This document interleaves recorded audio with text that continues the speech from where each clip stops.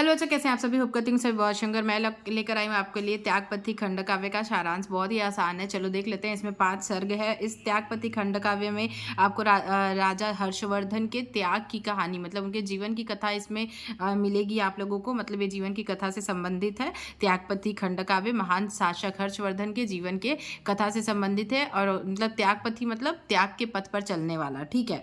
तो हर्षवर्धन, इनकी कहानी हम कैसे देखेंगे। प्रथम सर्ग 5 सर्ग में डिवाइडेड है इनकी कहानी। प्रथम सर्ग में हम देखेंगे कि हर्षवर्धन जो होते हैं वो शिकार के लिए जाते हैं जंगल, और वहाँ पे मैं मतलब एक इसको पढ़ के नहीं सुना रही हूँ, आप चाहें तो इसे स्क्रीनशॉट लेके पढ़ सकते हैं, बट मैं आपको एक ओवरव्यू बता देती हूँ ताकि आपको एग्जाम देना है अभी थोड़ी देर बाद तो याद रहेगा। प्रथम सर्ग में आपको क्या देखने को मिलेगा कि वो शिकार करने जाते हैं। उन्हें पता चलता है कि उनके पिता की तबीयत बहुत ज़्यादा खराब है। वो आकर मतलब उनकी देखभाल करते हैं, लेकिन राजा जो है वो बच नहीं पाते, उनका निधन हो जाता है। इससे पहले उनकी माता भी क्या करती है, आत्मदाह कर लेती है। फिर हर्ष को चिंता होती है। इस कहानी में आपको 2 कैरेक्टर और मिलेंगे, हर्षवर्धन के भाई और उनकी बहन। उनके भाई का नाम है राज्यवर्धन और उनकी बहन का नाम है राजश्री, ठीक है।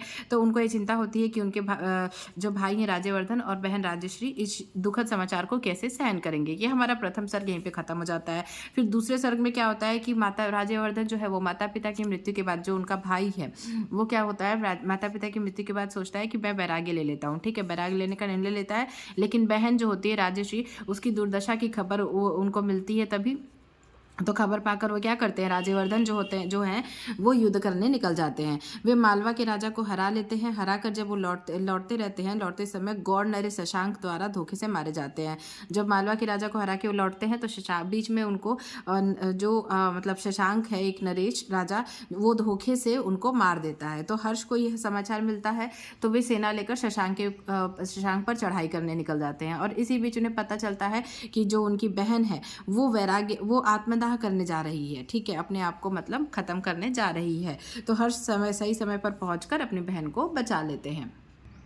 फिर क्या होता है, उनकी बहन को वो बचा लेते हैं, लेकिन उनके भाई की यहाँ पे मृत्यु हो चुकी है। दूसरे सर्ग में क्या होता है, उनके भाई की मृत्यु हो जाती है और मतलब वो बहन जो है आत्मदाह करने जाती रहती है, तो वो उसे बचा लेते हैं सही समय पर पहुंचकर। अब तीसरा सर्ग शुरू हो गया। तीसरे सर्ग में क्या होगा, हर्षवर्धन अब कन्नौज के राजा बन जाते हैं, मतलब वो राजा बन गए हैं। अब राज्य की व्यवस्था सुधारते हैं। वे राष्ट्रीय एकता के लिए लगातार 6 वर्षों तक खूब लड़ाइयाँ लड़ते हैं, अनेक राज्यों पर विजय प्राप्त करते हैं, लेकिन उन राज्यों पर कब्जा न करके उन्हें मतलब मित्र राज्य बनाते हैं, ठीक है। इससे क्या होगा, उनका बस उनको ये था कि विदेशी आक्रमणकारियों से देश की रक्षा करना, मतलब अपना देश अपना रहे, विदेशी आक्रमणकारी इस पर कब्जा ना कर पाए, उनका यही उद्देश्य रहता है। तो आपको तीसरे सर्ग में ये लिखना है कि उन्होंने 6 वर्षों तक लड़ाई की, अनेक राज्य जीते, लेकिन उन्हें मित्र राष्ट्र बनाया, न कि उनके ऊपर अपना आधिपत्य जमाया, ठीक है। क्यों? क्योंकि वो विदेशी आक्रमणकारियों से देश को बचाना चाहते थे। तीसरे सर्ग में आप लिख लिए। अब चौथा सर्ग आ गया। चौथे सर्ग में आपको लिखना है कि राजश्री संन्यास लेने की इच्छा व्यक्त करती है, मतलब जो उनकी बहन है अब वो संन्यास लेने की इच्छा व्यक्त करती है, लेकिन हर्ष जो है वो उनको समझाते हैं कि त्याग लेना मतलब त्याग केवल संन्यास से नहीं होता, बल्कि प्रजा की सेवा करने से भी होता है। तो वो स्वयं भी राज्य और धन संपत्ति का उनका कोई मोह नहीं रखते थे, वो सब सिर्फ चाहते थे प्रजा की सेवा करना।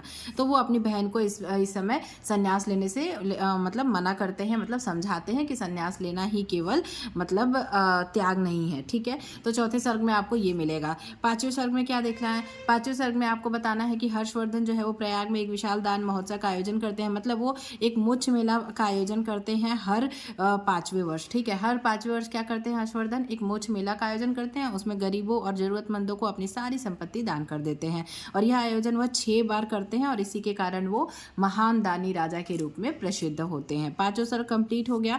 अब हम निष्कर्ष पे पहुंच जाते हैं। तो निष्कर्ष में आपको लिखना है कि त्यागपति खंड काव्य हर्षवर्धन के त्याग, परोपकार और राष्ट्रीय एकता के प्रयासों को दर्शाता है। यह काव्य त्याग और सेवा भावना का संदेश देता है, और हमें बताता है कि सच्ची महानता परोपकार में है, न कि संन्यास लेने में। तो ये हमारे 5 सर्ग हो गए। आई होप कि आप लोगों को समझ में आया होगा। वीडियो पसंद आई होगी, समझ में आया होगा तो वीडियो को लाइक कर दीजिएगा, शेयर कर दीजिएगा। चैनल पर नए हैं तो चैनल को सब्सक्राइब कर लीजिएगा। Thank you, thanks for watching. All the best for exam.